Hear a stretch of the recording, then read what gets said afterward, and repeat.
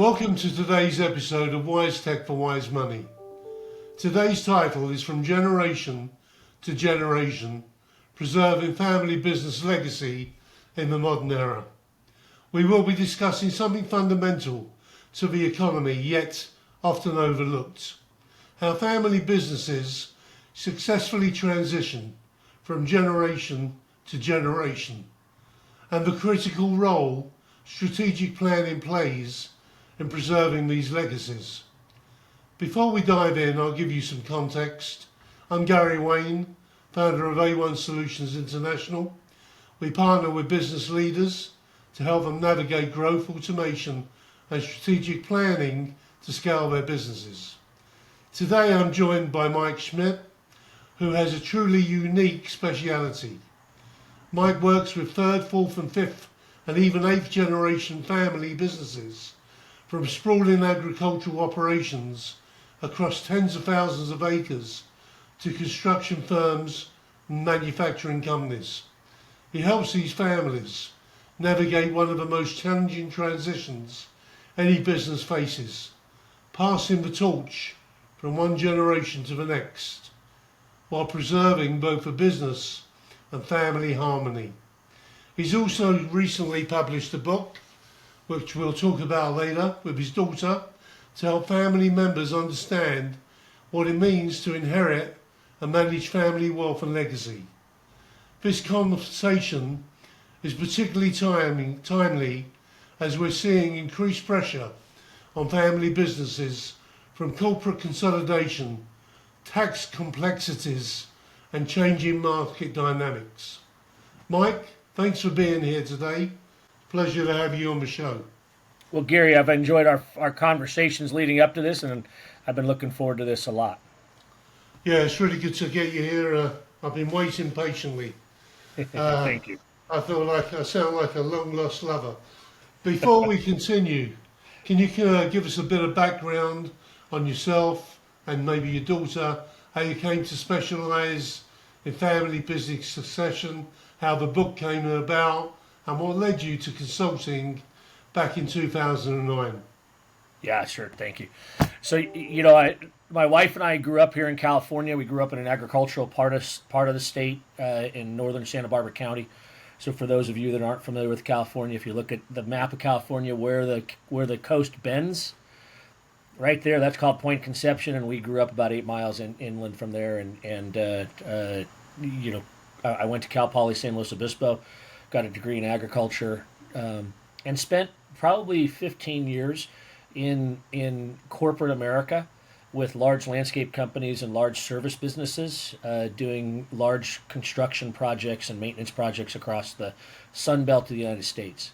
And I had the opportunity to work with some very large family-owned businesses as well as some publicly traded companies. And it really kind of grounded me with profit and loss management, running large organizations of thousands of people, doing merger and acquisition. And in 2009, I left a business that we'd been running for 5 or 6 years, and I was really at a spot where I wanted to think about what could I do well, right? With all the experience that I'd had so far, something that was, because corporate America was fine, but it wasn't exactly my world, right? It was disconnected from the customer, disconnected from the employee bit, and so we set up a consulting company in 2009 to help the types of businesses we would acquire into our corporate entities, and kind of help them think about, why do their customers buy from them, why do their employees stay with them, and add just enough of that corporate rigor to kind of help those leaders think about enterprise value and how are they growing their business. That's evolved 16 years down the road. In the last 8 or 9 years, we've had enough customers for long enough that customers started asking us to start thinking about next generation. That next generation might be family members, it might be professional management teams, but how do they think about their businesses so that it's not just a binary decision when you've got the current leadership at a spot where they're thinking about doing something else. Sometimes that binary decision is, hey, I kind of stay where I am, I feel trapped, and I kind of resent the fact that I feel trapped, or I sell the business, and I kind of regret it a little bit because I lose a little sense of myself and my connection with my people and my customers, and so we're here to kind of say, hey, there's a lot of different shades of how to evolve, and that's really evolved in the last 8 or 9 years, that we're really focusing on developing next generation leadership, whether it's within the family or outside of the family, working on current generation to kind of think about what their role might be to continue to be valuable to the organization, but allowed room for management teams to come up and develop underneath them. And then think about how do we keep driving enterprise value and consistent cash flow. But it all comes down to what's the purpose, what's the mission for the people that are at the top. Yeah, no, interesting. I think when we first spoke, you mentioned you don't carry licenses. You're not a CPA attorney. You don't sell insurance. You position yourself as a strategic thought guy. How does that work in practice? And how does that work in coordinating with so-called legals and CPAs and professionals? How does it all fit together? With the trusted advisor group, most of these multi-generational families have a group of trusted advisors that have been helping the family for decades. And so we don't carry any SEC license, Security and Exchange Commission license. We don't carry FINRA, which is another form of a securities license. We don't carry insurance licenses or a CPA. I'm not an attorney, right? But we oftentimes end up being one of the trusted groups that ends up as a quarterback on the trusted advisors that are advising the team, because we don't have a dog in the fight. I'm not trying to sell somebody an insurance policy. I'm not trying to get them to create a liquidity event so I can go manage their money. I can authentically come to that group and say, I'm really here to represent you, and brainstorm and think about what is best for you and your family, and then start to kind of help the trusted advisor group that's helping that closely held entity to think about, do they have all the tools they need to help the family or the closely held business where they are today? Or do we need to add a little bit? Do we need to add a little tax expertise? Do we need to add a different type of insurance or investment or banking or philanthropies? Sometimes people have a very informal structure around the philanthropies that they like to support, but it can get out of control if you don't have kind of a more formalized setup. So how do we kind of make certain all the trusted advisors that are advising that family or closely held entity are kind of working together towards the common goal of whatever our purpose and mission is long term for the generational succession of the family. How do you manage the education side with the younger generation? I mean, the younger generation normally have got their own ideas, their own agendas. Especially when they think about their parents and they know better than us and they're going to do it this way and that way. How do you cope with that side of it? First is building trust. And I think I keep coming back to the concept of purpose and mission, because even before we talk about assets and who's running what, the governance and the rules about how you do things, can we get the entire multi-generational group agreeing that the people that came before us did what they did? They created the business, they created the assets, they created the thing that generates cash for some reasons. And can we agree what those reasons are, and that those are still important to us? And that if we can get some sort of kind of agreement around that, it gives us a really good spot to then talk about how do people fit into the organization going forward, and how do we start to give them proper mentorship and responsibility that allows them to grow into the business or the entity. Because maybe they're not going to come into the business. Maybe they're just going to be at the board level and help select future business leaders. Because I do have, on some of our multi-generational families, the family members are no longer intimately involved with day-to-day operations, but they select professionals. They compensate them at market rates, but they're able to go through and help kind of lead the business and lead the philanthropic and lead the overall family entity in a manner that is consistent with the core values that were kind of established, over the previous generations.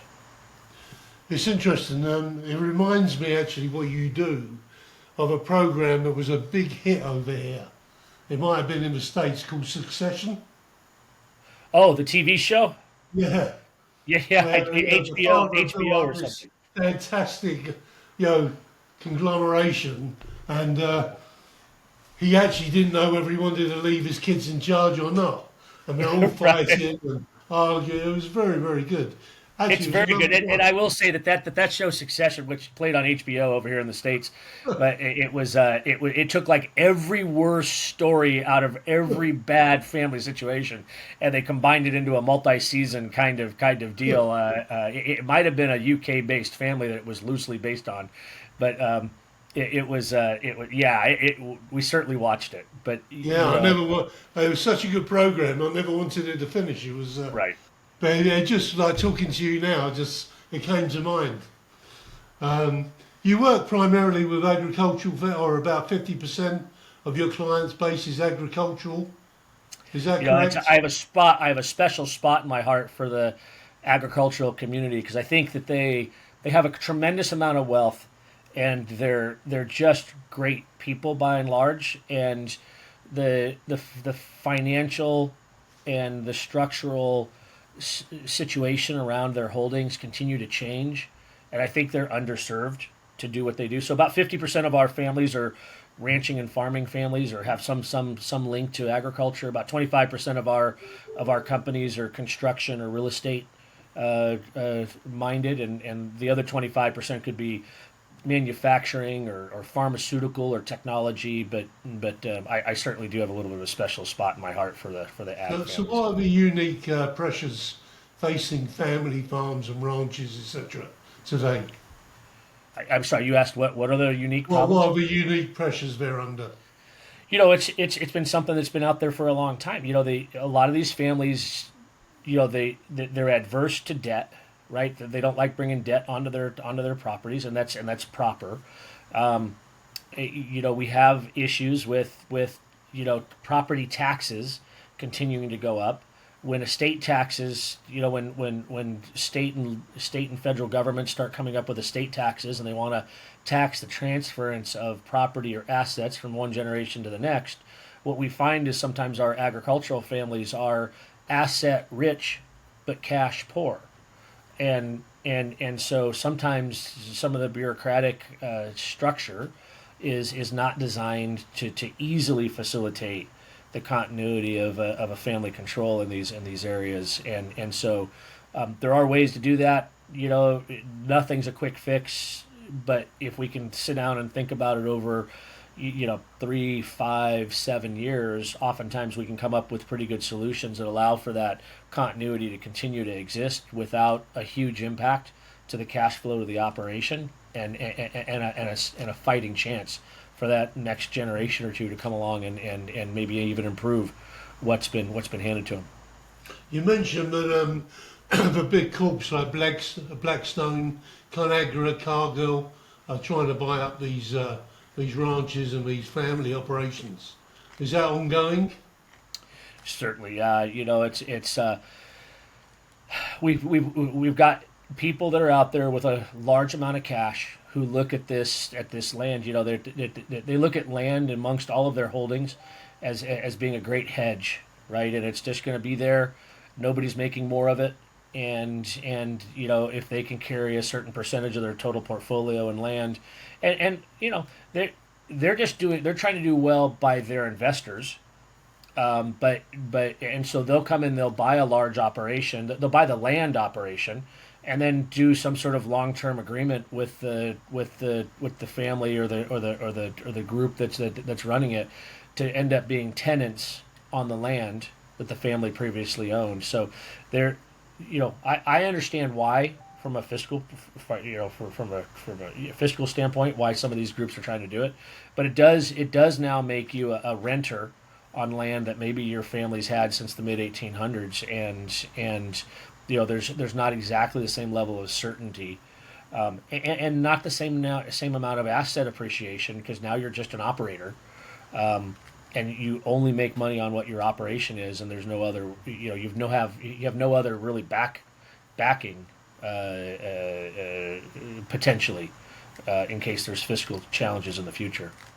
Can you walk us through a real scenario where a family faced losing their legacy due to tax implications or poor planning? I don't need any names, but what can happen without the proper succession planning?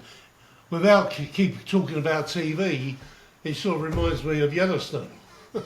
Yeah, well, it's that's a real story. That's a I mean I don't know it's not but it's a real example of things that actually happen, right? You have multi generational holding of land, and depending on how that local municipality taxes property, and as you start to get urban sprawl gets out closer to some of these agricultural lands that maybe for an example maybe that land was worth $1 or $2 or $3,000 an acre when it was total open space and it was 50 or 60 miles away from the closest town or city.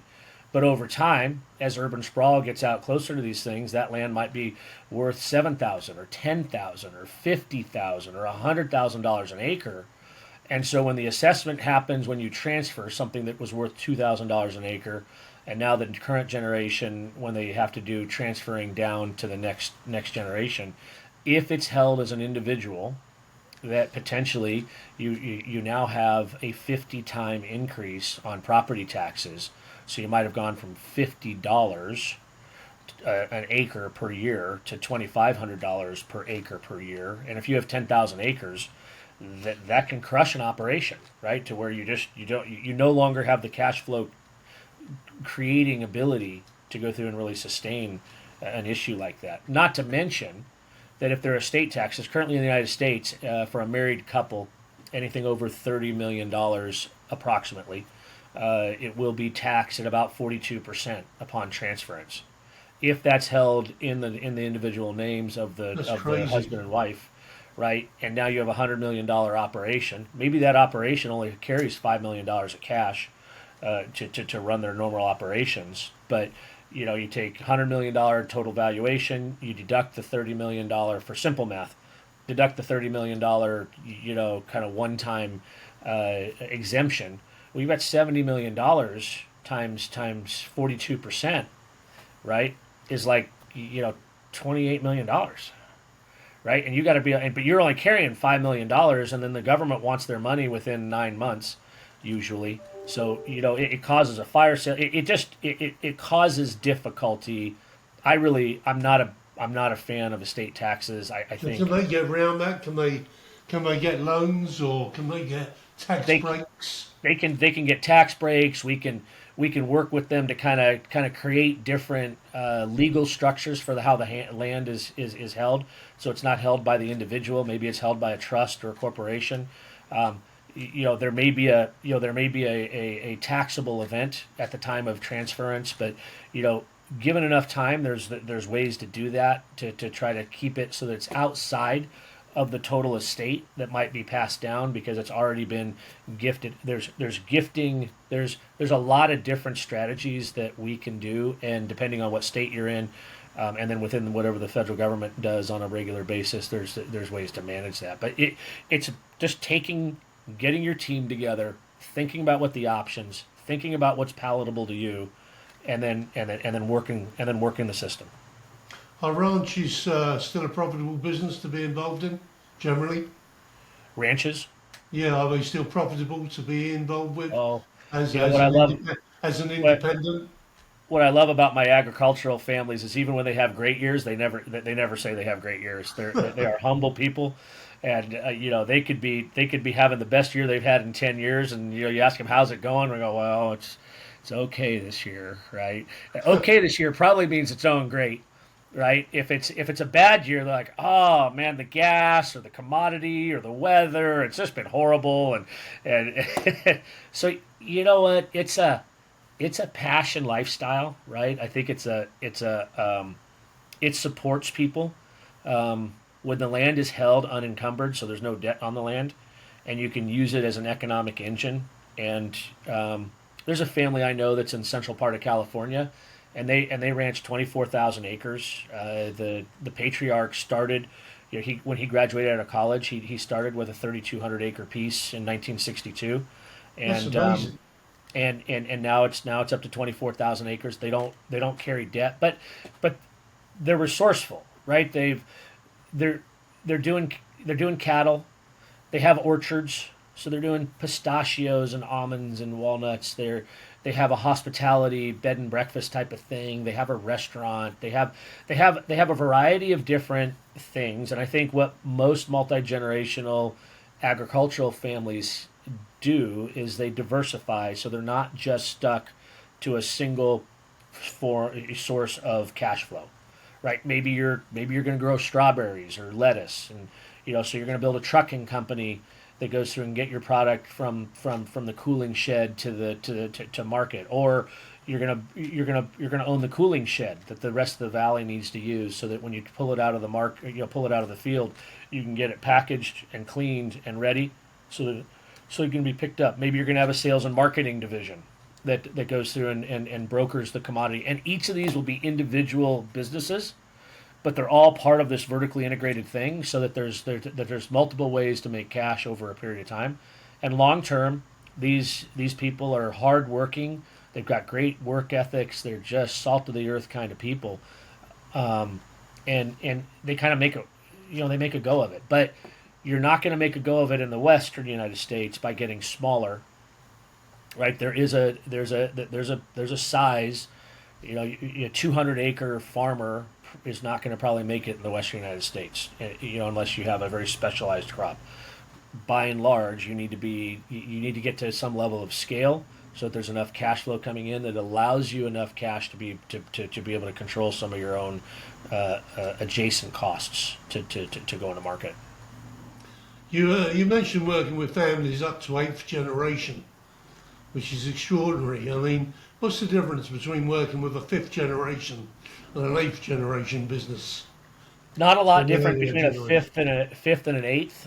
One of the things is the 8th generation families that we do work with. They got their land from the King of Spain, so they were part of Spanish land grants. So there is a little bit of nuance to the way they can treat their properties, because they were grandfathered in based upon the way the land was deeded to them, and then it went through Spanish control to Mexican control to Republic of California control for those that are in California to now the United States and the state of California. So there are some nuances with what they can do and how they can do things because of the nature of the way they acquired their land to begin with.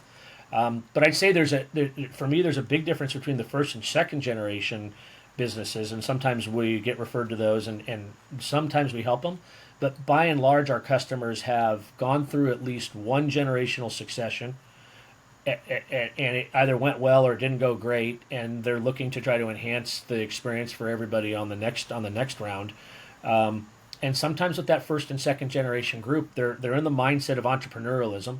They're in the mindset of survivability and creating the cash, but they haven't really thought about, right? They get so stuck sometimes into I need to grow my top line, I need to grow my bottom line, I need to go have some things that make my life better than the way I grew up or what have you, and they need a moment to kind of step back and go, okay, well, at the end of the day, what am I going to do? Some of them go, hey, I created it, I'm going to give my children nothing or very little, right? Because I don't want to ruin them by giving them too much cash. And easy cash, sometimes we see it where somebody ends up with a lot of cash and hasn't been taught how to be a good steward of it. They don't get it. The third, fourth, fifth, sixth, seventh, eighth generations, they don't look at themselves as owners generally of the entity that they have. They do, but they really look at themselves more as caretakers or managers or stewards of the things that are generating cash. And that could be real estate holdings, that could be agriculture, that could be almost anything. You guys in Europe, what I love when I travel to Europe is how many family businesses have been in the same family. It could be a restaurateur or a baker or a butcher. They don't have to be big businesses, but sometimes you've got third, fourth, fifth, sixth, and beyond generations that have been doing the same family's been doing the same thing. And so they look at themselves as managers of the thing that generates cash and a way to provide themselves a relatively secure lifestyle for themselves and the people that are important to them. At what stage do you start educating the lower generations? When do you do it? I mean, so you're a 35, 40-year-old man. You're taking over the estate or whatever. You're generous. From your parents. You've just had kids. At what stage do you start the education and? One of the things that I've taken, and we're writing a second book right now. So the first book was called Family Fortune, and it really talks about right, people that are part of larger family organizations, but maybe aren't directly in the operations. And The what's the second book book, called? What's the the book first called? first book is called Family Fortune. And where can you find that? Oh, Amazon, Amazon, yeah, Amazon, or yeah, or my website, Okay, I'll have a look. and we'll get that. And then my daughter and I are working on a second book on stewardship. And what we're trying to do is we're trying to take stories that we've learned and that people are willing to share from the farming and ranching community, because that's, in the Western United States, that is something that is, that is our multi-generational business, right? And these families start when children are 4 years old, when they're old enough to talk, right? What they do is they talk about what the land does for them and their family, the freedom it gives them. Certainly they talk about the work and the trials, but they also talk about, their relationship to it, and what it's provided over the longer period of time. So it really starts with that indoctrination and that communication of the story from the foundation story from an early perspective, so that it becomes really indelibly made as part of that upcoming generation's DNA. Now, if you got first, second generation folks, right? They knew tough times, right? There were times they had to not go. They went months sometimes without getting paid themselves, because they had to pay for their customers, or pay their accounts payable, or make certain their employees got paid, right? They really struggled, right? And they didn't have time to really talk about the good things about why they're working as hard as they're working. And if they don't take a bit back and start to bring that family, that family that they want to have come into the business, and start to kind of understand better what it can provide and why they worked as hard as they did.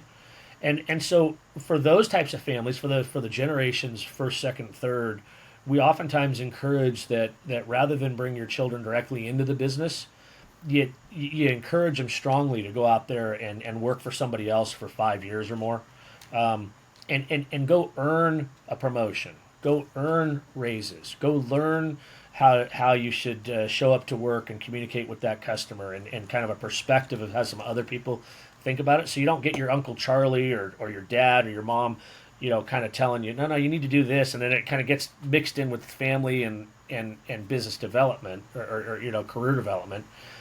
You kind of keep those things compartmentalized, so that when they do come into the business, they have kind of a better understanding as to how the rest of the world works, and maybe some new ideas that they can bring to the family entity. They kind of think about, how do we take it to another step, because wherever they worked, maybe they were doing some great things. Maybe they were doing some things that were like, I don't want to do that for sure, but maybe they take away a couple of good ideas they can bring back into the family business to kind of help think about how to structure things in the future. It's a very interesting subject and topic. What are the most common mistakes that families make in this transition process? I think they get themselves into two, right?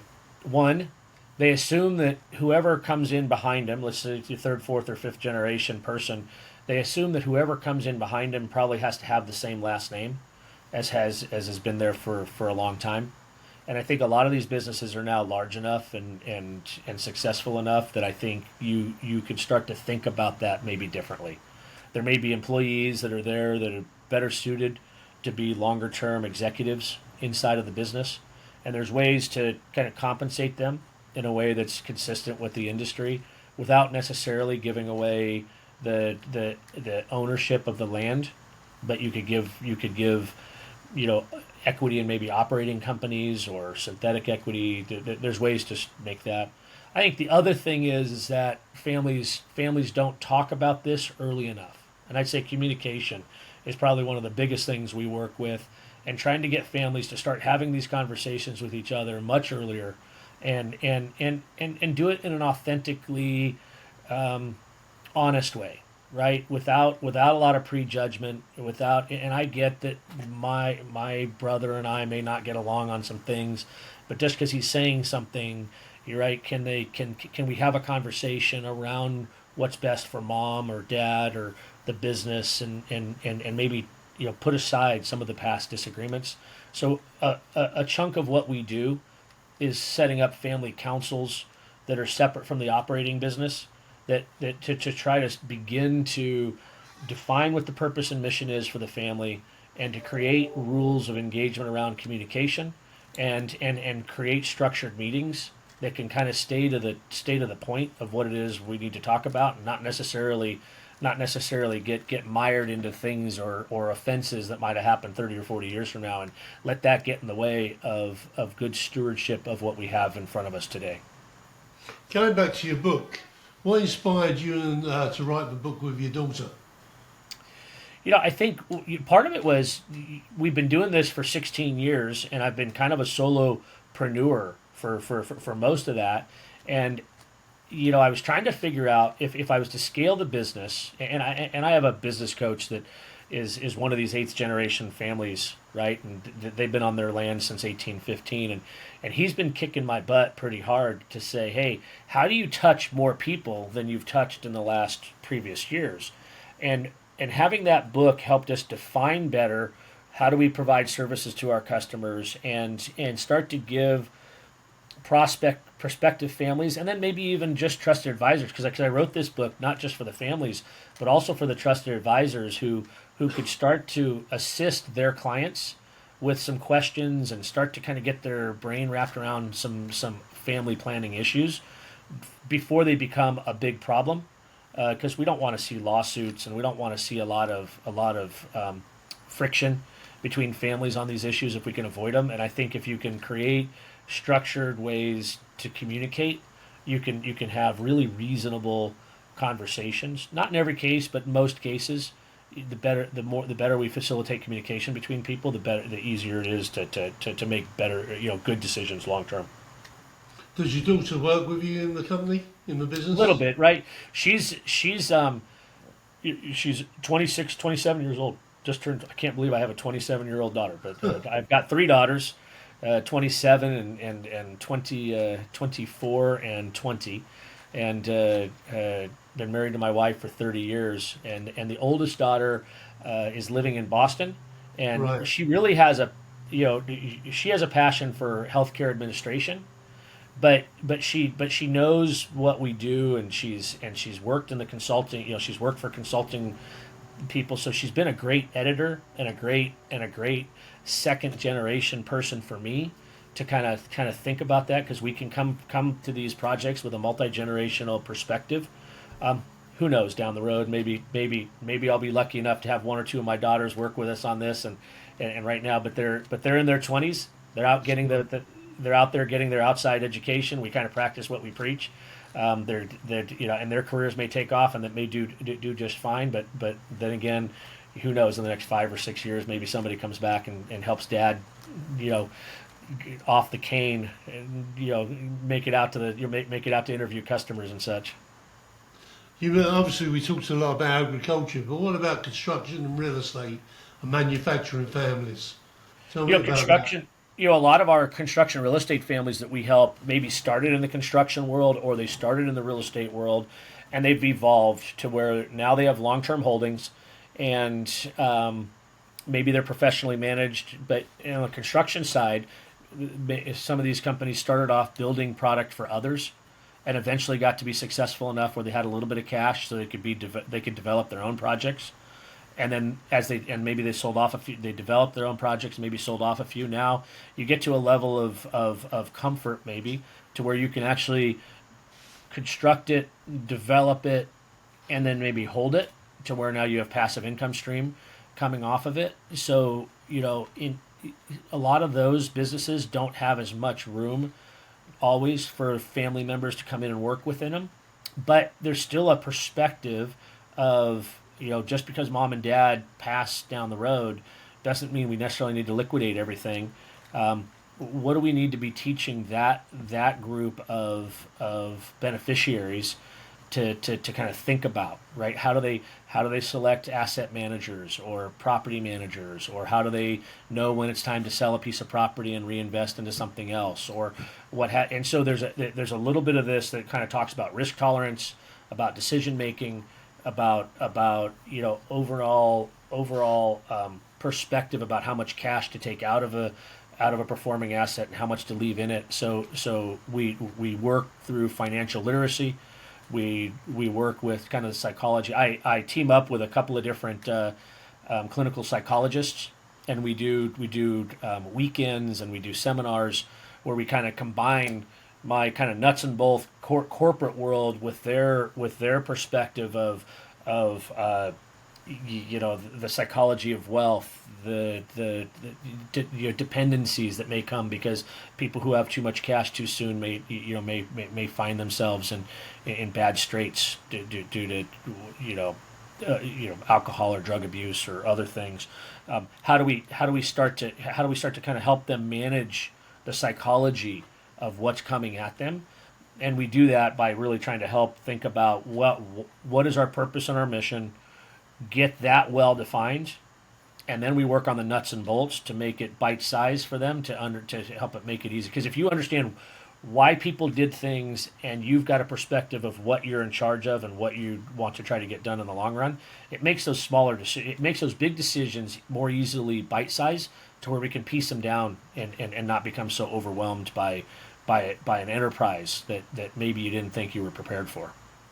Do you have a lot of competition out there? People doing a similar job to you, or I mean, you're the first person I've come across who actually does this sort of role. Most people that do it are either CPAs or something like that, or lawyers, or So it's interesting to find that someone with you, you've got the all-round experience. Yeah, and I think you're right. So I don't. There are. I probably know of a dozen people that are out there, at least, that are doing. We're all doing some form of what everybody else is doing. There's not solid competition where there's three of us that all put a proposal into a single family, and lowest bid wins or best value wins or whatever. There's not a lot of that. There's so much opportunity out there, and so few of us that are doing kind of what I'm doing, that I think there's a lot of work, and I think there's a lot of room for collaboration. Because I may have expertise in one area and somebody else might have a completely different expertise, but I can be complementary to them, and so I see that community of advisors that are doing what we're doing to be pretty warm and welcoming, and we read each other's books and we comment in each other's posts, and we brainstorm a bit with each other, and I think that's because at the end of the day it's about who our customer is and how can we best serve our customer. I think the people that are doing what I'm doing, that are doing it for a fee, are doing it because they really want the best outcome for their customer.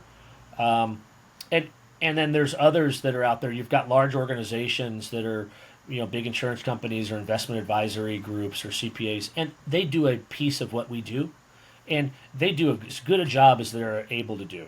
But what I do find at times is that they can only do for the family what the family allows them in on. So they don't always have the full understanding of the business, so they don't know the questions to ask, and they can only serve them to the degree that the family's been able to articulate what their challenge is, and so we're working, and I'm with some of the programs we're working with some of these bigger groups on the trusted advisor side to augment the services that they're already providing for their families.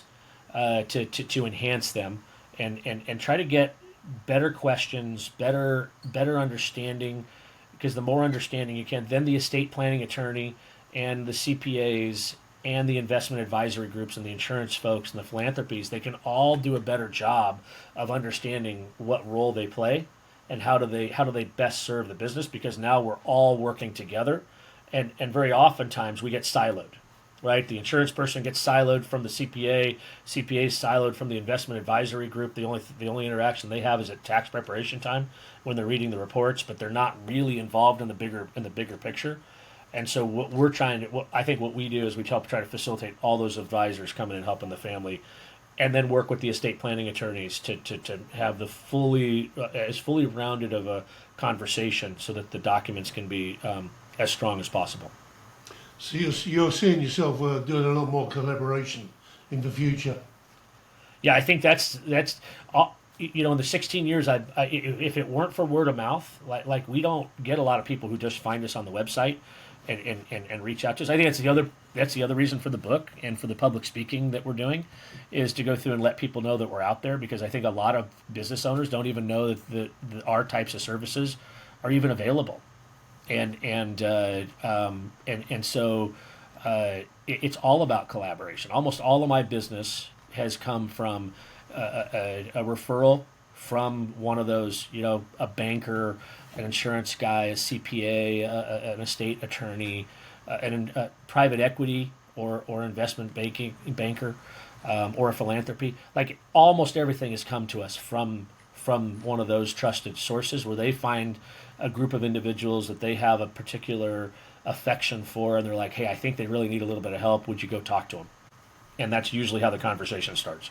That's good. Do you see a lot of AI and technology creeping in to the planning landscape or being used? Yeah, I don't see how it doesn't. Right? I think that we use it. We use it to do research. We use it to kind of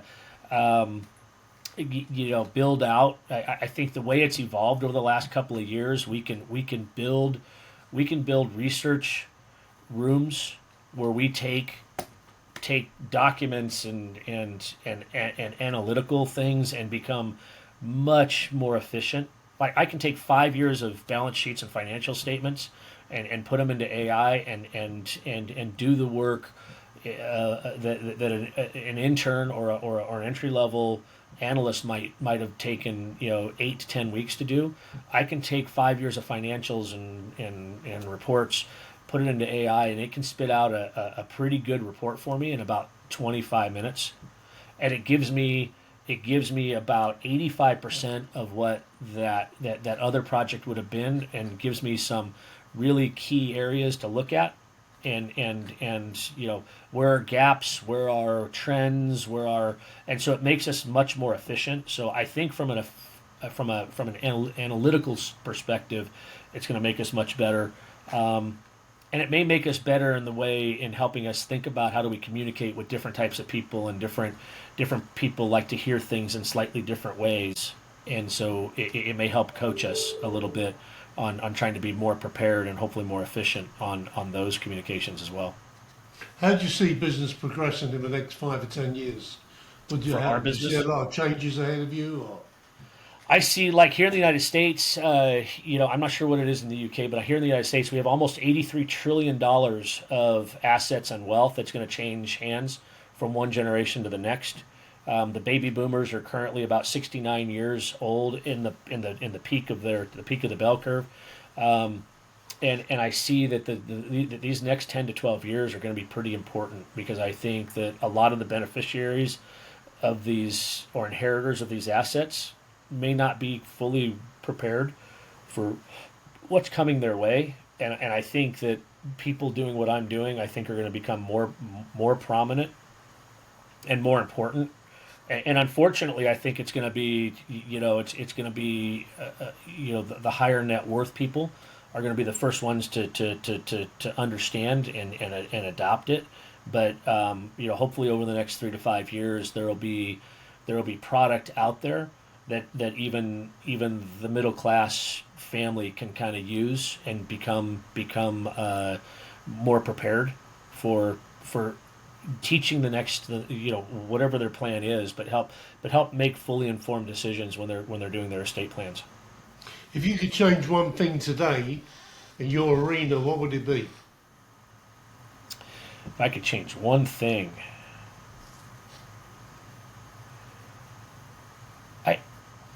I think everything we do, most of the challenges we have within families comes to communication. If we could more easily facilitate communication within families, because when communication breaks down, mistrust starts to seep in, and then mistrust becomes resentment, and then resentment becomes sometimes aggressive or passive aggressive, and it just shuts everything down. If we could somehow better facilitate families talking about their financial situations without having to get into the, hey, I have this thing and I'm going to go through and I'm going to give it to this person and this thing's going to go to this Sure. person, right? You don't have to get to that, but in broad concept, if we could help the now generation, the matriarch patriarch generation, feel more comfortable about talking about their situation in a way that would better prepare people, I think everybody's life would be a little bit easier. And I fear that an awful lot of that $83 trillion that's going to get passed down and around is, a lot of it's going to get frittered away because the people who are going to get it are not prepared for it, and they may get taken advantage of, and or make good, make what they think are good decisions, but they're not fully informed decisions. And so it's communication and literacy about options, I think, would be the thing I'd try to work on. So I think you just answered my next question, which was what advice you'd give to a family business owner listening to this who knows they need to start planning but hasn't. Yeah, I'd say and it doesn't have to be a monster conversation, right? What it will eventually end up in a monster conversation. But one of the things I try to help have our families do first is talk about what is it in your family history that's really important. For me, my grandparents came here from Europe. They came here from Europe, and they came here in the early 1900s, and they came here to practice their faith the way they wanted to practice their faith, and they came here because they thought that the United States offered them some pretty significant opportunities greater than where they were, and they came with a little bit of wealth, but it wasn't generational wealth. But those key things have kind of stayed in me and in my children, so that they understand the family story. And sometimes just having a conversation about why did your grandmother and grandfather do whatever they did that created whatever the pathway was, good or bad, because not everybody had a great story. Some people had a bad story. But talk about what you learned from it, and how that bad story is not holding you back. About what is it we're doing to not let the bad story hold us back, or talk about what good parts of the past were want to be replicated and preserved, so that the next generation has a better perspective, that things that they may inherit, and it may not be money, and it may not be asset, it may not be jewels, but it may be decision making, it may be the way we treat our wives and our children, it may or it may be the way we interact with our community. Those are very important. And then if you can teach that, then it becomes a lot easier to help people be better stewards of assets and wealth that might come their way as well. Well, I think it's been a great podcast. I'm glad I stuck it out and waited for you. I've learned a lot today, and it's quite it's so different in America to how it is in the UK and Europe. So it's really good to listen to, because I think if you look at the way America has evolved, especially from where you're sitting, the land is so important to the people, whereas we live in a different way. So the management and the way you manage families and look after them is so attached to the land. It's something we don't think about in the same manner over here. It's really, really, really interesting. Can you tell the audience where they can find your books, the titles again, where they can learn about Rubra Group, how they can contact you if they want to do business or use you, or even just get to chat to you? Oh, for certain. Our website is rubragroup.com. That's RUB as in boy, RA group.com. There's a link there that'll take you to the Amazon site that our first book, Kate's and my first book, we published in September of 2024, called Family Fortune: Preserving Wealth, Legacy, and Relationships. Our second book will be coming out in the first quarter of 2026, and it's going to be about stewardship and about the stories and the storytelling, because I think storytelling is a big part of what people can do to try to help kind of prepare the next group, whether it's family members or not. You could reach me on my cell phone. I'm a cell phone texting kind of guy, and we're here in the United States. So for those of you that are but it's 1-714 920-9125 is my cell phone. And reach out to us. We'd be happy to have a conversation. Or if you go to Amazon and you find our book Family Fortune by Mike Schmitt, and my daughter is Catherine Schmitt, and send back some feedback about what you like or didn't like. It was self-published. I will say one thing about the world is you talk about technology and AI. I was pretty amazed how Kate and I were able to write that book. We wrote it in about 5 weeks. We had it proofed in about 4 weeks after that, and it was on Amazon, both in the electronic version and the paperback, within about 14 days after we got done with it. And it That's reads amazing. I might take your advice on how to write a book, because I actually wouldn't mind writing a book myself. And I have a guide, because as easy it was to write the first book, the thing I learned is I didn't do enough on the promotion. So the second book, I actually have a publisher. He's great. I'd be happy to make a reference to him as well. And it's something I've always wanted to do, because you learn a lot on your journey, and that's why we do the jobs we do, and it's good to impart that education and knowledge. And the best way is obviously by a book. And Gary, the other thing I learned too is it helped me refine my offering. By writing the book, it made me a better provider of services, because I'm not so willy-nilly. I'm now got something structured. And you're focused. I'm much more articulate and consistent with the way I articulate something, because we wrote the book. Fantastic. I will talk more about it with you. Great. Just signing off, I'm Gary Wayne.